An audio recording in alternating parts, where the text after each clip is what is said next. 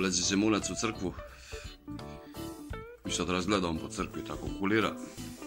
Nailazi pop i kaže: izvoli, dete moje, kako mogu da ti pomognem? Gleda ga Zemunac i kaže: gdje si popi, brate, koliko te koštaju ovi bukvari, brate?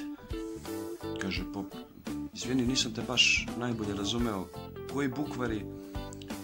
Matori ovi, brate, sa ovim zlatnim, ovako, brate, slovom na koricama.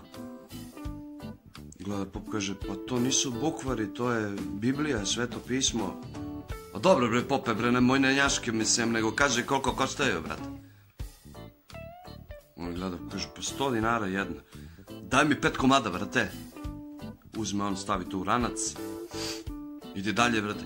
Jeli, pope, a pošto su ti ovi plusići sa atletičarem, brate? Gleda ga pop preneražen, ono sav. Koji plusići sa atletičarem? Matori, ove plusiće, brate, sa atletičarem, ovaj što stoji, brate, ovako, kao statua u Rio de Janeiro. Počne se krsti, pa to je naš Gospod Otac, Isus Hrist, razapet na krst. Pa dobro, bre, pope, bre, pošto je to? Kaže: 150 dinara, kom? Daj 5 komada.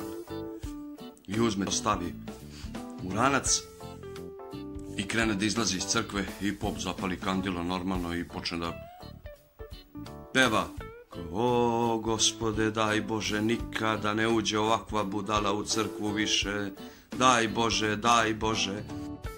A okreće se Zemunac u tom momentu i vidi popa sa kandilom i kaže: ujebote, pope, pa tebi gori pederuša, brate.